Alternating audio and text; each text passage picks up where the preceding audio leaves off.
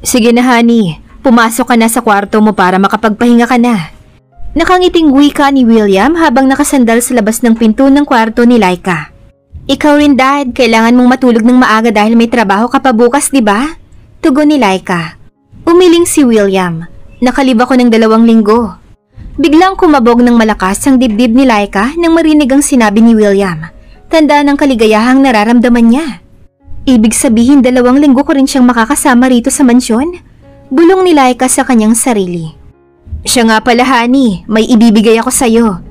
Inilabas ni Will mula sa kanyang bulsa ang 5 gift certificate na naglalaman ng tig 50,000 piso. Nanlaki ang mga mata ni Laika nang makita ito. Para saan po ito, Dad? Ang laking halaga nito ah. Nauutal na sambit ni Laika. Ngumiti si Will. 5 months incentives mo yan para sa 5 months contract mo sa kumpanya ko. Sa lahat ng estudyante na nag-present ng thesis defense kahapon, ikaw ang napili para maging ambassador ng aking kumpanya. Po, pero wala po akong alam tungkol sa pagiging ambassador, Dad. Don't worry, honey. Hinaplos ni William ang magkabilang pisngi ni Laika. After holiday leave ko, isasama kita sa opisina. Si Rona ang bahalang magturo sa'yo, okay? Sino si Rona, Dad? Mahinang boses ni Laika. Personal secretary ko. Siya rin ang gumagawa ng mga trabaho ko kapag nakalive ako. Tila may kumurot sa dibdib ni Laika nang marinig ang pangalan ni Rona nang banggitin ito ni William. Baka sa mukha ng dalaga ang pagsiselo sa sekretarya ni Will. Pero malaking halaga tong binigay mo, Dad. Muling ngumiti si Will. Don't worry, pinagtatrabahuan mo naman yan eh. At saka incentives pa lang yan. Hindi pa kasali ang monthly salary mo riyan. Hindi nakapagsalita si Laika sa kanyang narinig. Bagkus sinalikan lang siya ni William sa labi. Walang saysay sa akin ang halaga ng perang yan, honey. Kung ikukumpara sa kaligayahan na binigay mo sa akin. Bulong ni William sa sarili. Good night, honey. Nakangiting wika ni Will. Tumango si Laika. Good night too, Dad. Matapos halikan ni William si Laika, isinara na niya ang pinto ng silid ng dalaga. I love you, Angelica. Wika niya sa sarili habang nakasandal sa dingding. Malapit sa pinto ni Laika. Hindi makapaniwala si Laika sa gift certificate na binigay sa kanya dahil sa buong buhay niya, ngayon lang siya nakahawak ng ganoon kalaking pera. Habang tinititigan niya ito ay biglang tumunog ang kanyang cellphone. Mabilis niya itong dinampot nang malaman niyang tumatawag sa kanyang ina. Nay! Kumusta na po kayo ni tatay? Namimiss ko na po kayong dalawa. Miss na miss ka na rin namin, nak. Pero wag kang mag-alala, bibisitahin ka namin ng tatay mo bukas. Po, pero... Nako, wala nang pero-pero. Huwag kang mag-alala. Alam na namin ng tatay mo ang tungkol sa pagpapanggap nyo ni David. Inamin na sa amin ni David. Sabi pa nga niya dadalawin ka namin sa mansyon eh. Nako, Nay, paano yan? Sinabi ko sa daddy ni David na nasa probinsya natin si David dahil pinapapunta nyo ni tatay. Huwag kang mag-alala. Kami na ang bahala ni tatay, okay? Bye-bye, we love you, anak. Kahit papaano ay nabawasan ang pag-aalala ni Laika sa kanyang mga magulang. Sa pagkakataong ito ay wala siyang maitatago sa kanyang mga magulang tungkol sa kanilang pagpapanggap ni David. Ang inaalala na lang niya ay tungkol sa kanila ni William, ngunit hindi niya muna inisip yun. Ang mahalaga ay masaya siya sa kanyang ginagawa. Masaya siya kapag kasama niya si William. Nang mapansin ni William na tahimik na ang kwarto ni Laika ay agad na rin siyang umakyat sa kanyang kwarto. Ibinagsak niya ang katawan sa sofa na nasa loob ng kwarto niya habang nakapatong ang kanang kamay sa carpet.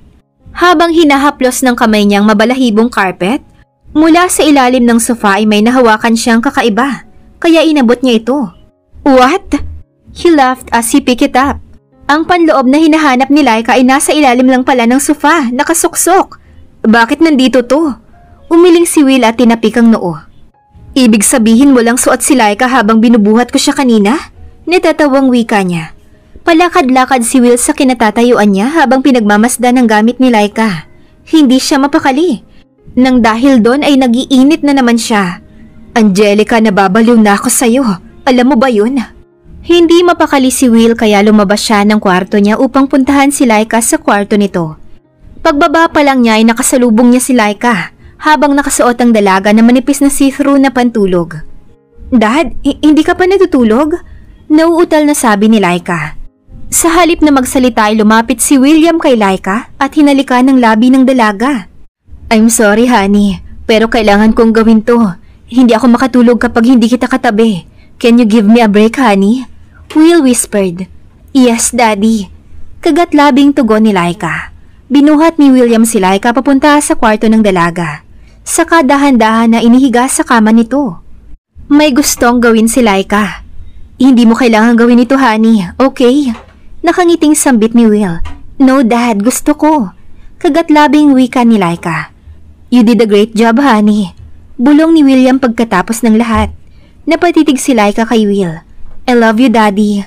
Salitang gustong sabihin ni Laika kay William. Ngunit tanging puso lamang niyang nagsasalita. Pwede bang akin ka na lang, Angelica? Promise mamahalin kita habang buhay. Sigaw ng isip ni Will habang nakatitig din kay Laika. Sabay silang ngumiti sa kamuling nagtagpo ang kanilang mga labi.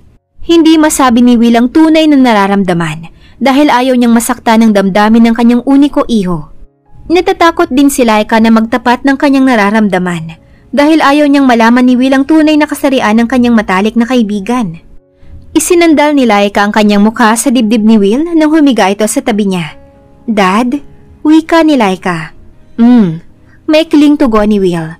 Tumawag si nanay sa akin kanina. Gusto raw nila akong bisitahin. Tumingin si Will sa mga mata ni Laika.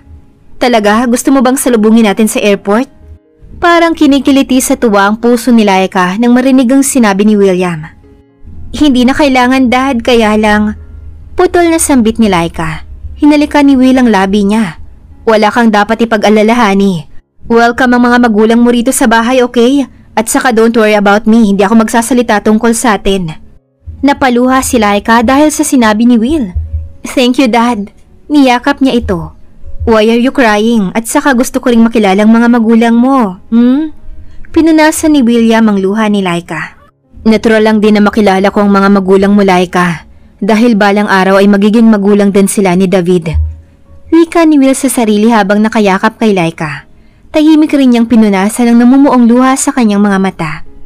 Parang binagsaka ng langit at lupa si William habang iniisip niya na ipapakilala niya ang sarili niya sa mga magulang ni Laika bilang magiging father-in-law ng dalaga. Kinabukasan maagang nagising si Laika para magluto ng kanilang almusal. Bago siya bumangon ay pinagbasdan muna niya ang maamong mukha ni William habang natutulog ito. Ang gwapo mo talaga, William. Nakangiting wika ni Laika sa sarili. Tahimik niya itong hinalikan sa noo saka bumangon. Mula sa kinatatayuan ni Laika, napansin niya ang panloob ni William na isinuot niya. Malapit lang ito sa una ni William kaya dali-dali itong pinulot ni Laika. My God, Angelica! Ano na namang kahiyan itong ginawa mo? Kapag nakita ito ni William, naku, ewan ko na lang. Wika ni Laika. Masayang naghahanda ng almusal si Laika hanggang sa muli niyang maramdaman ang mainit na yakap ni William sa kanyang likuran. Good morning, honey. Humarap si Laika sa kanya. Good morning too, Dad. Nakatulog ka ba ng maayos? Hinalika ni William ang labi ni Laika. Sobrang sarap ng tulog ko. Sa mahigit isang dekada, ngayon lang ulit ako nakatulog ng mahimbing, Laika. By the way, anong oras darating ang mga magulang mo? Wika ni William habang tinitikman ang nilulutong sinigang ni Laika. Maya-maya nandito na sila. Nag-text sa akin si nanay, nasa airport na daw sila. Good! Kasama ba nila si David? Biglang napaupo si Laika dahil sa sinabi ni William. Nagmamadali namang kumuha ng tubig si William. Are you alright, Han? Tumango si Laika. Yes, Dad. Sabi ni nanay na iwan daw sa probinsya si David. Pagsisinungaling ni Angelica.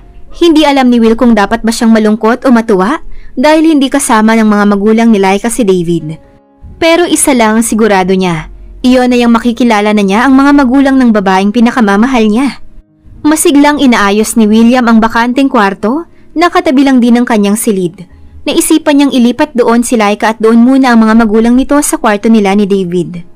Maganda ang disenyo ng bakanteng kwarto. Dahil sa lahat ng kwarto, ito lang may espesyal na disenyo. Kung hindi pa namatay ang mommy ni David, ito na sanang naging master's bedroom ng mansyon. Hindi pa ito nagagamit simula nang itayo ang mansyon at si Laika ang unang gagamit nito. Ha? Pero diba? Putol na sambit ni Laika. Hinawakan ni William ang magkabilang kamay ni Laika. Simula ngayon ito na magiging kwarto mo, honey. Hindi makapagsalita si Laika sa kanyang narinig mula kay William. Pero ayaw ni David sa kwartong to, diba? Hindi ipinahalata ni Laika na hindi sila nagsasama ni David sa isang kwarto. Ngumiti si William. Alam ko, Han. Pero kung ayaw ni David rito, pwede naman siyang bumalik doon sa kwarto niya, di ba? At saka maiintindihan din niya yon. Mga magulang mo naman ang matutulog doon sa guest room eh. Niyakap niya si William. Hindi siya makapaniwala na sa isang magandang kwarto matutulog ang kanyang mga magulang. Ang akala niya ay sa guest room na nasa basement ng mansyon, matutulog ang mga magulang niya. Magaganda rin ang mga kwarto sa basement, pero mas maganda pa rin ang mga kwarto sa unang palapag ng mansyon. Halos maluha sa tuwa si Laika habang hinihintay ang pagdating ng kanyang mga magulang. Mula sa sala ay tanaw niya ang maraming pagkain na inihanda ni William para sa kanyang mga magulang. Maging ang silid ng kanyang mga magulang ay napuno ng mga mamahaling prutas na minsan lang natikman ng kanyang nanay at tatay. Excited ka na bang makita ang mga magulang mo, Han? Napalingon si Laika nang marinig niya ang boses ni William. Napalunok siya nang makita niya si William. Ang gwapo mo talaga, William. Mas bata ka pang tingnan kaysa kay David eh. Wika niya sa sarili. Han, ayos ka lang? Nagtatakang wika ni Will. Tumango naman si Laika. Maya-maya lang ay tumunog na ang gate. Nandiyan ang mga hinihintay natin. Wika ni William. Masaya si Laika dahil excited din si Will sa pagdating ng kanyang mga magulang. Kaya niyakap niya ito. Sige na, aakyat na ako sa taas. Baka iiyak ka na naman. Isipin pa ng mga magulang mo na inaapi kita rito. Han, kapag nandito na sila sa sala, bababa na lang ako. At kunwari ay hindi tayo close, okay? Kinindata ni William si Laika habang papunta ito sa hagdan. Natawa naman si Laika dahil sinunod ni William ang mga plano niya. Thank you, Dad! Sigaw ni Laika. Bumalik si William kay Laika nang marinig ang sinabi nito. Huwag kang mag-thank you, drama lang natin to. Niyakap niya si Laika saka paulit-ulit na hinalikan sa labi. Natigil lang siya sa paghalik ng paulit-ulit nilang marinig ang doorbell ng gate. Pinindot na ni William ang remote ng gate saka nagmamadali na siyang umakyat sa kanyang kwarto. Natawa na lang si Laika dahil sa inasal ni William. Nay, Tay! Sinalubong ni Laika ng mahigpit na yakap ang kanyang mga magulang. Miss ko na po kayo. Maya-maya ay bumaba na nga si William. Kagaya ng plano ni Laika, seryosong lumapit si William sa mga magulang ng dalaga. Halos matawa si Laika nang makita ang seryosong mukha ni William. Good morning po, Dad. Sila po ang mga magulang ko. Pinapunta po sila ni David rito. Ano ka ba, Laika? Hindi mo naman kailangang ulit-ulitin ang pagbanggit ng po at opo eh. Wika ni Will sa sarili niya. Mabuti naman kung ganon. At least makikilala ko rin kayo. Kamusta po kayo? Ani William. Mabuti naman ho, sir. Tugon ni Tatay Jaime. Nako, William na lang po ang itawag niyo sa akin. At saka tanggalin mo na rin yung po sa huli. Lalong lumambot ang puso ni Laika kay William habang pinapanood niya ito kung paano i-welcome ang mga magulang niya. Kitang-kita niya ang pagiging totoo ni Will sa tuwing kinakausap nito ang mga magulang niya. Napakabuti mo talaga, Will. Sayang at hindi yan nakikita ng anak mo sa'yo. Hayaan mo akong gagawa ng paraan para magkalapit kayo ni David. Wika ni Laika sa kanyang sarili. Pagkatapos nilang kumain ay sinamahan ni Laika ang kanyang mga magulang sa kanyang silid upang magpahinga. Wow, anak! Sigurado ka bang dito kami matutulog? Wika ni Nanay Martha. Naku, Laika! Baka magalit ang tatay ni David nito. Wika naman ni Tatay Jaime. Natawa si Laika dahil sa sinabi ng mga magulang niya. Nay, Tay, dito po talaga kayo matutulog. Sige na po, magpahinga muna kayo. Aayusin ko lang ang mga gamit ko sa kwarto ko. Wika niya saka lumabas ng kwarto. Hinayaan muna ni Laika na magpahinga ang kanyang mga magulang. Pagkalabas niya ng kwarto ay umakyat na rin siya patungo sa kanyang bagong kwarto dahil kailangan din niyang ayusin ang kanyang mga gamit na nagkalat doon. Pagkapasok ni Laika, nagulat siya nang makita si Will na nakatayo malapit sa pinto. Dad? Natatawang lumapit si Will kay Laika. Ang cute mo palang tignan pag nagulat, Han. Aatakihin ako sa puso dahil sa'yo eh. Pagdadabog ni Laika. Iniyakap ni William si Laika. Masaya ako dahil masaya ka na nandito ng mga magulang mo, Han. Thank you ulit, Dad. Feeling ko magkakasundo kami ng tatay mo. Nabanggit kasi niya sa akin na mahilig daw siyang uminom ng mga hard drink. No, iyan ang wag mong gagawin ako. Wag mong lasingin si tatay. Natawa na lang si William dahil sa sinabi ni Laika. Niyakap niya ito ng mahigpit sa kahinalikan sa labi. Wait, bakit ka nandito? Nasaan ang mga magulang mo? Wika ni William habang nakayakap pa rin kay Laika. Nandun sila sa kwarto, pinagpahinga ko muna sila. Babalik na lang ako sa kanila mamaya pagkatapos kong ayusin ang mga damit ko sa closet. Ngumiti si William kay Laika. Wala ka nang aayusin, Han. Inayos ko ng mga gamit mo. Namangha si Laika nang makitang maayos ang pagkakaayos ng kanyang mga gamit sa loob ng cabinet.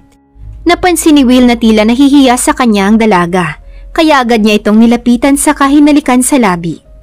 Wala kang dapat ikahiya sa akin, honey.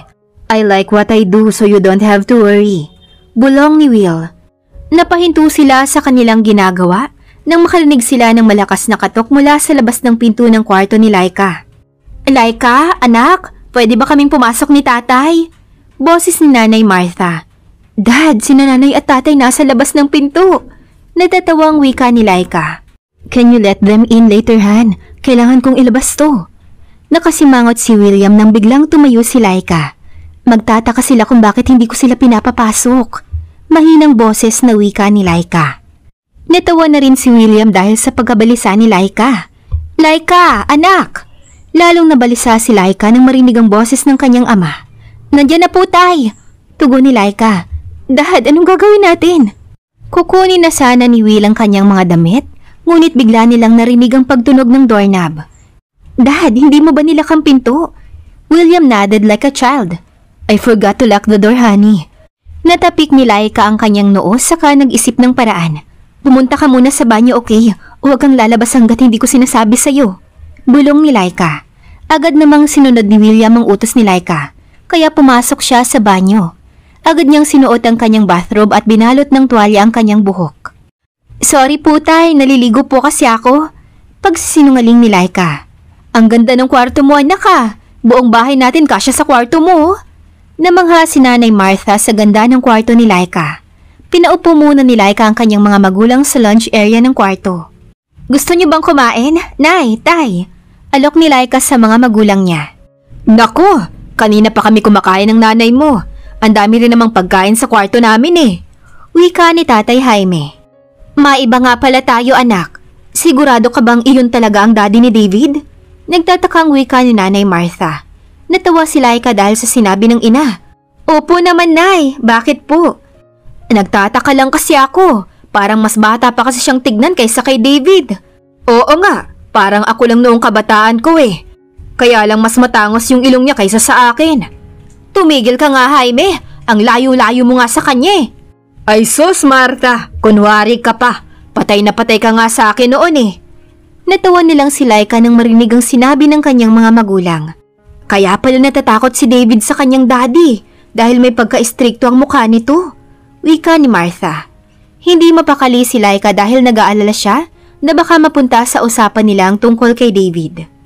Nay, huwag niyo na pong banggitin ang tungkol kay David, lalo na kapag nandito ang daddy niya ha. Malakas ang pandinig ng daddy ni David. Bulong ni Laika sa kanyang mga magulang. Kabayong itim! Biglang sambit ng nanay ni Laika.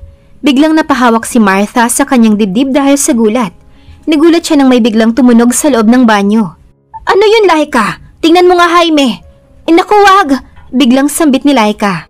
Ang ibig kong sabihin faucet lang yun. Nakalimutan kong patayin ng gripo. Hindi na alam ni Laika ang sasabihin. Mula sa loob ng banyo ay narinig na ni William ang boses ng mga magulang ni Laika. Bakit ka kasi nahulog? Wika ni William habang kinakausap ang shampoo ni Laika. Naku, batang to. Bakit hindi mo pinatay ang gripo? Kapag nalaman niya ng daddy ni David, ano na lang sasabihin niya? Mahal pa naman ang tubig ngayon, anak. Mula sa loob ng banyo ay rinig ni William ang boses ni Martha. Senyales na malapit lang ito sa banyo. What? Papasok ang nanay ni Laika dito? Mabilis na nilagyan ni William ng bath bubbles ang bathtub. Wala na siyang mapagtaguan maliban lang sa bathtub. Binuksan niya ang wine cabinet saka kumuha ng isang straw. Hindi nagpaawat ang nanay ni Laika kaya pumasok na ito sa banyo. Muling namangha ang kanyang mga magulang nang makita ang kabuuan ng banyo. Wow! Pati ang banyo ang laki! Ani Martha. Nagtataka si Laika kung bakit hindi niya nakikita si Will. Saan kaya pumunta ang taong yun? Bulong ni Laika sa sarili.